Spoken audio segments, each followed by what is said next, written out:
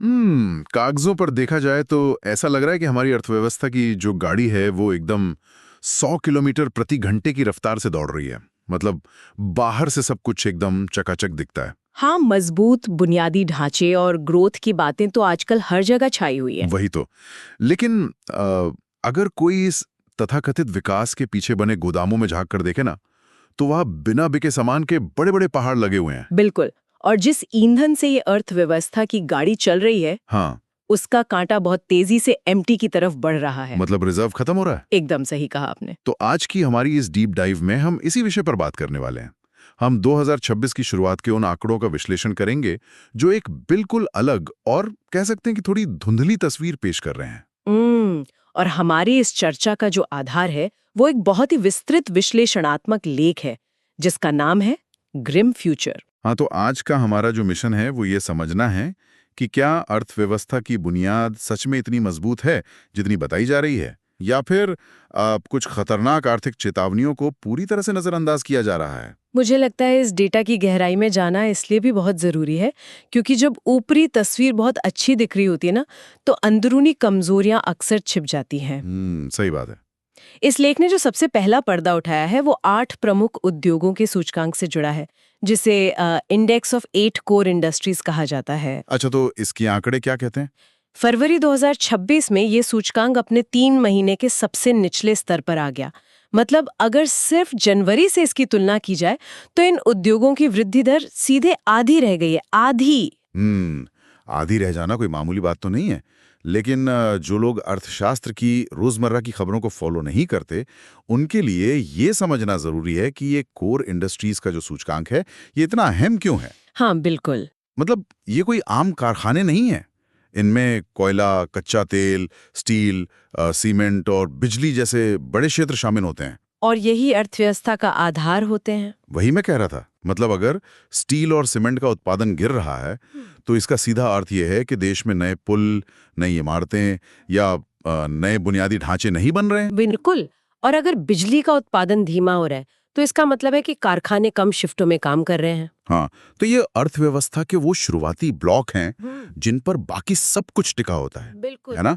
यही कारण है कि अर्थशास्त्री इन 8 उद्योगों को एक लीडिंग इंडिकेटर मानते हैं। मतलब ये भविष्य का संकेत देने वाला सूचकांक है। जब आधार ही सिकुड़ने लगे तो ऊपर की इमारत का सुरक्षित रहना तो मुश्किल ही है। सही कहा।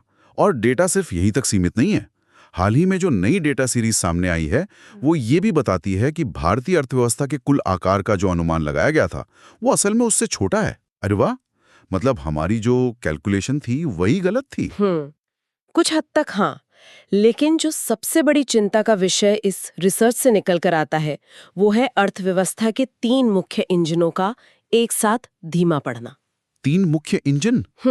आप किन इंजनों की बात कर रही हैं? मैं बात कर रही हूँ निजी खपत, पूंजी निर्माण और निर्यात की। 2022 से लेकर 2026 के बीच इन तीनों में भारी गिरावट देखी गई है। इन तीनों इंजनों के काम करने के तरीके को थोड़ा आसान भाषा में समझना बहुत जरूरी है। हाँ, बिल्कुल। तो देखिए, निजी खपत यानी बाजार में आम लोगों का खर्च। जब महंगाई बढ़ती है और आमदनी नहीं बढ़ती तो एक आम परिवार फ्रिज, टीवी या कपड़े खरीदना टाल देता है। सही बात है, लोग पैसे बचाने लगते हैं। हाँ, तो ये हुआ पहला इंजन। दूसरा है पूंजी निर्माण, जिसका सीधा मतलब निवेश से है। मतलब जब कंपनियों को लगता है कि लोग सामान नहीं खरीद रहे हैं तो वे नई मशीनें नहीं लगाती और नई फैक्ट्रियां नहीं खोलती। और तीसरा इंजन है निर्यात, यानी हमारा सामान विदेशों में बिकना। बिल्कुल। अगर दुनिया के बाकी देश भी मंदी की चपेट में हैं तो वो भी हमारा सामान नहीं खरीदेंगे। तो ये तीनों ही मोर्चे ठंडे पड़ गए हैं। अब यहाँ मेरे दिमाग में एक सवाल आता है। हाँ, बताइए। अगर गाड़ी के ये तीनों मुख्य इंजन मतलब खपत, निवेश और निर्यात काम करना कम कर चुके हैं तो ये जीडीपी के आंकड़े अभी भी ऊपर की तरफ जाते हुए कैसे दिख रहे हैं? मतलब अर्थव्यवस्था कागजों पर क्रैश क्यों नहीं हुई?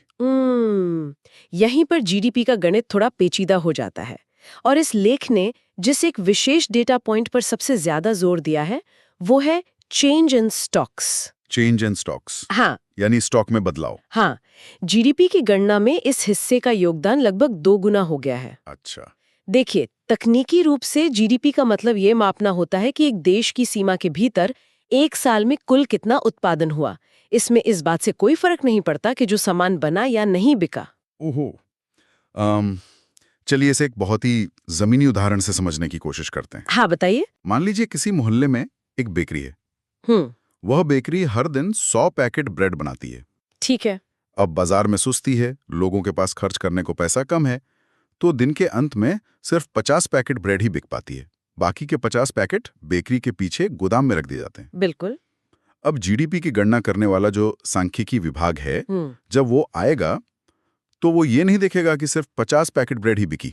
हाँ, वो तो यही कहेगा कि 100 पैकेट का उत्पादन हुआ है। वही तो, वो कहेगा कि 100 पैकेट बने हैं, इसलिए अर्थव्यवस्था बढ़ रही है। एकदम सटीक उदाहरण दिया आपने, और बिल्कुल यही तंत्र राष्ट्रीय स्तर पर काम कर रहा है।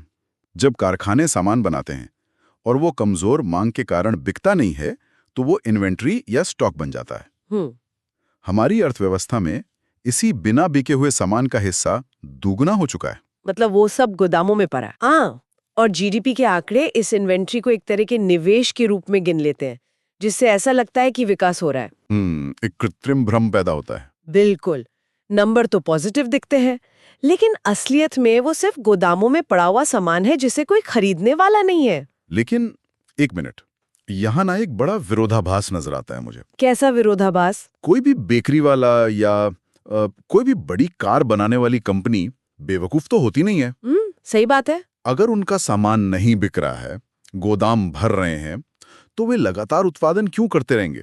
मतलब क्या कंपनियों को ये नुकसान नजर नहीं आता कि वे बिना डिमांड के सामान बनाए जा रही हैं? ये एक बहुत ही जायज सवाल है, और ऐसा इसलिए होता है क्योंकि बड़ी औद्योगिक सप्लाई चेन में ना बदलाव रातों रात नहीं होते। अच्छा, मतलब समय लगता है। हाँ, इसे अर्थशास्त्र में लैग इफेक्ट या देरी का प्रभाव कहते हैं। Lag effect. मान लीजिए किसी कार कंपनी ने 6 महीने पहले कच्चे माल का ऑर्डर दे दिया है और उत्पादन लाइन चालू कर दी है, तो वे अचानक एक दिन में पूरी फैक्ट्री बंद नहीं कर सकते। हाँ, कॉन्ट्रैक्ट्स होते हैं, मजदूर होते हैं। बिल्कुल।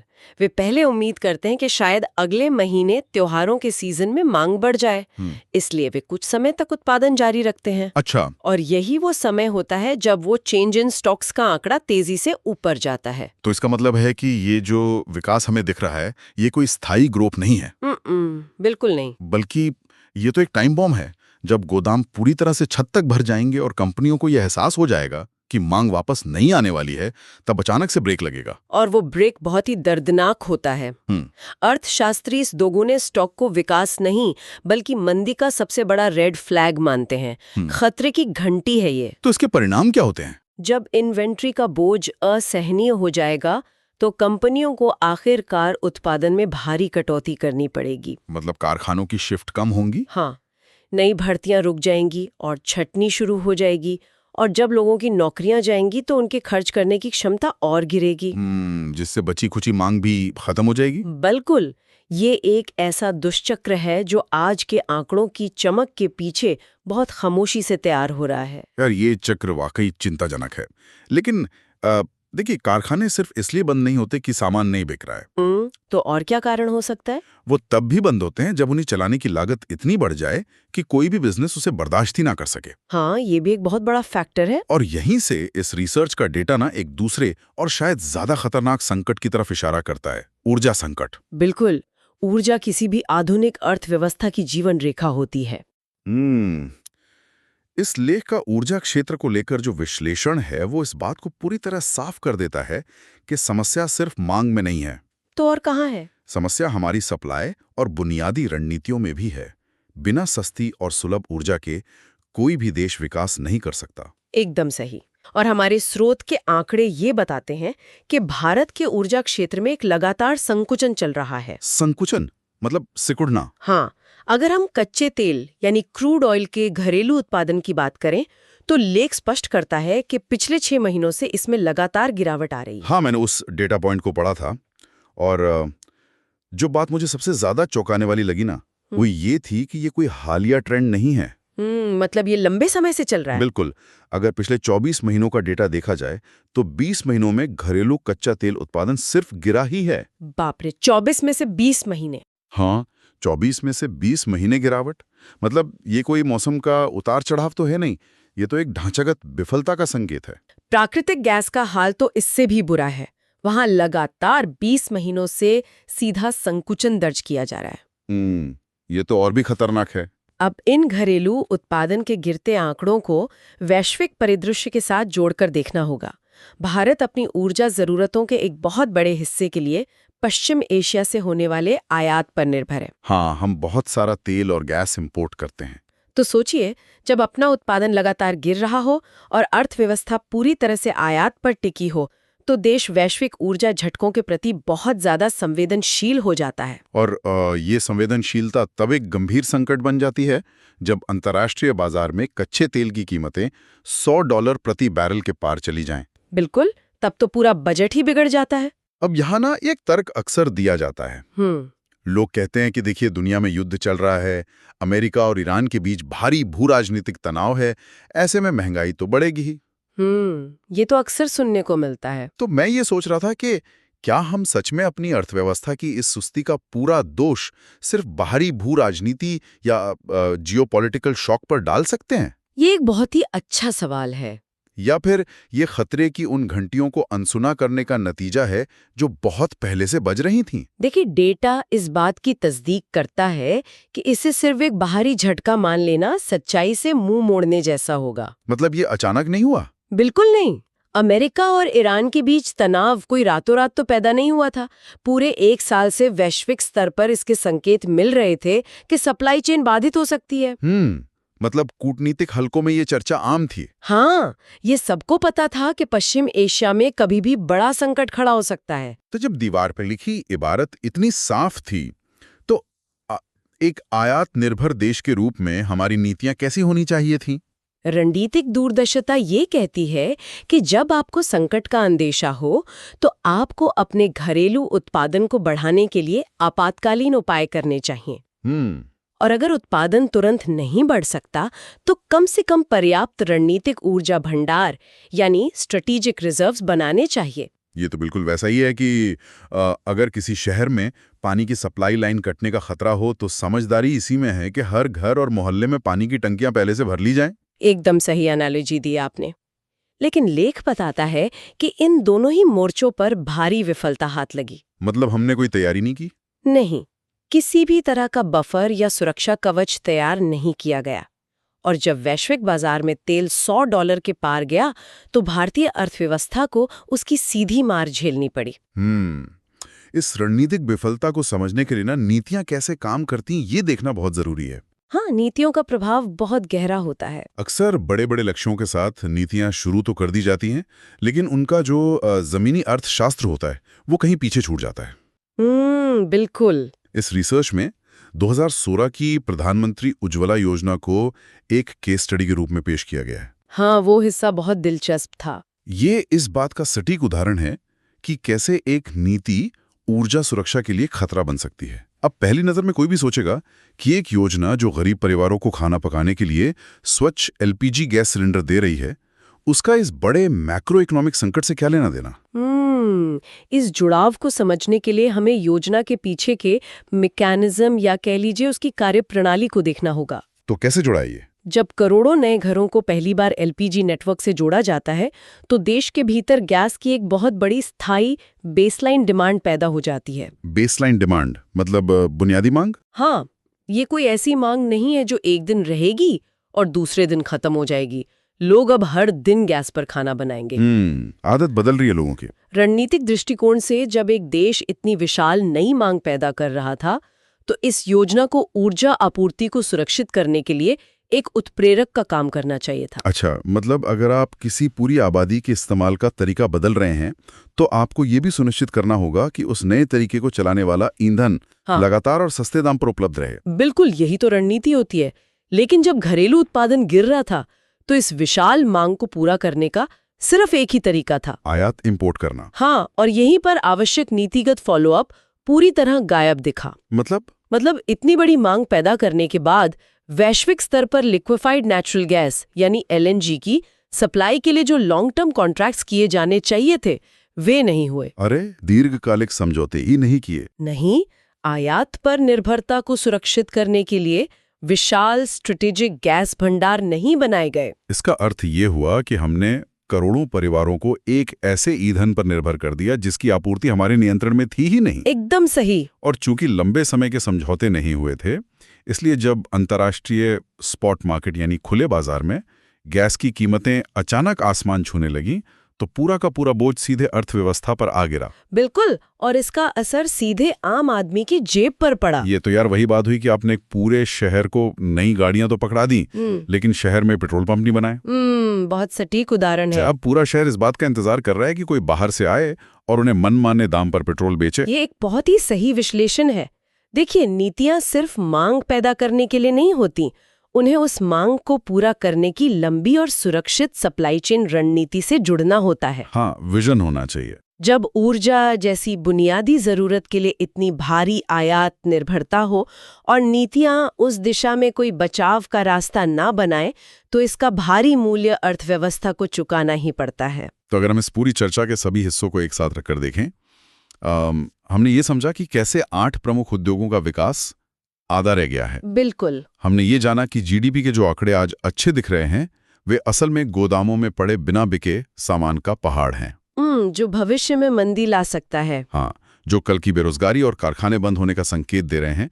और हमने ये भी देखा कि कैसे तेल और गैस के उत्पादन में पिछले 2 सालों का लगातार संकुचन, भू राजनीतिक चेतावनियों की अनदेखी और नीतियों में रणनीतिक भंडार की कमी ने देश को $100 प्रति बैरल वाले तेल के सामने बिना किसी ढाल के खड़ा कर दिया है। सही कहा। तो इन सब का अंतिम परिणाम क्या निकल के आता है? इस पूरे परिदृश्य का अंतिम परिणाम बहुत ही कठोर है। $100 से ऊपर के तेल की कीमतों और वैश्विक स्तर पर छाई भारी अनिश्चितता का सीधा असर ये हुआ है कि बड़े अर्थशास्त्रियों और रेटिंग एजेंसियों ने भारत के विकास दृष्टिकोण यानी ग्रोथ आउटलुक को घटा दिया है। कम कर दिया है। कितना? अब ये अनुमान गिरकर लगभग 6.5% के आसपास आ गया है। ओहो, 6.5%। हाँ, ये आंकड़ा उन सभी पुरानी भविष्यवाणियों से काफी कम है जो एक बहुत तेज विकास का दावा कर रही थीं। इस 6.5% का आंकड़ा इस बात का भी सबूत है कि भारत की अर्थव्यवस्था को लेकर जो एक बहुत चर्चित लचीलेपन की कहानी सुनाई जा रही थी ना, वो अब सवालों के घेरे में है। बिल्कुल, रेजिलियंस की बातें तो बहुत हुई थीं। हाँ, एक तरह का अंध आशावाद फैलाया जा रहा था कि दुनिया में चाहे जो युद्ध हो जाए, हमारी अर्थव्यवस्था इतनी मजबूत है कि उस पर कोई आंच नहीं आएगी।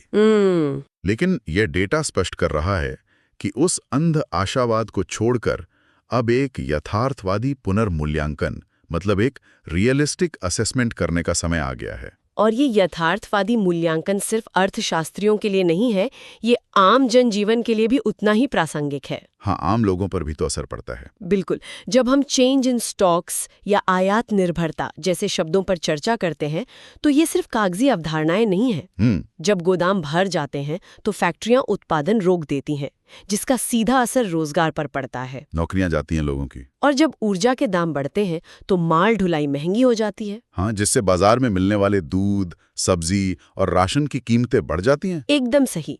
मैक्रो इकोनॉमिक्स की ये पेचीदगियां सीधे तौर पर आम आदमी की जेब और उसके भविष्य की स्थिरता को तय करती हैं। ये एक बहुत ही महत्वपूर्ण बात है कि ये आंकड़े सीधे हमारे जिंदगी से जुड़े हैं।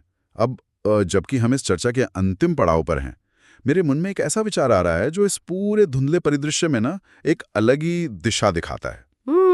कैसा विचार? देखिए, डेटा ये स्पष्ट कर रहा है कि हमारी पारंपरिक ऊर्जा रणनीतियां विफल हो रही हैं और विकास के जो पुराने इंजन हैं, खपत, निवेश और निर्यात, वो भी बुरी तरह लड़खड़ा रहे हैं। हाँ, ये तो हमने आज विस्तार से समझा। लेकिन अगर हम इतिहास के पन्नों को पलटें तो एक बात साफ नजर आती है। क्या? जब कोई व्यवस्था अपने सबसे गहरे संकट में होती है ना, तभी सबसे बड़े और क्रांतिकारी बदलाव जन्म लेते हैं। ये एक बहुत ही दिलचस्प नजरिया है। अक्सर देखा गया है कि जब पुराने तरीके पूरी तरह काम करना बंद कर देती हैं, तो सर्वाइवल यानी अपना अस्तित्व बचाए रखने की मजबूरी नए रास्तों की खोज करवाती है। बिल्कुल। अगर ये महंगा आयात और ये ऊर्जा संकट अब कोई अस्थायी समस्या नहीं बल्कि एक स्थायी सच्चाई बन गए हैं, तो क्या यही भारी दबाव अर्थव्यवस्था को किसी बिल्कुल नए मॉडल की ओर धकेल सकता है? ये तो सोचने वाली बात है। क्या ये संभव है कि पारंपरिक इंजनों के फेल होने से एक ऐसा स्वदेशी नवाचार या ऐसा नया आर्थिक ढांचा तैयार हो जिसकी आज का ये निराशाजनक डेटा भविष्यवाणी भी नहीं कर सकता? Necessity is the mother of invention. बिल्कुल। जब पुरानी मशीनें पूरी तरह खराब हो जाती हैं तो आप उन्हें बार बार सुधारने के बजाय कुछ बिल्कुल नया ईजाद करने के लिए मजबूर हो जाते हैं। क्या 2026 की शुरुआत का ये संकट किसी ऐसे ही बड़े बदलाव की नींव रख रहा है? ये वाकई एक बहुत ही गहरा विचार है जो आगे की रिसर्च का विषय बन सकता है। इसी विचारोत्तेजक सवाल के साथ हम आज की इस विस्तृत चर्चा को यहीं विराम देते हैं। जो लोग हमें सुन रहे हैं, हमेशा सवाल पूछते रहिए और आंकड़ों की सतह के नीचे छिपी असली कहानी को समझने की जिज्ञासा बनाए रखिए।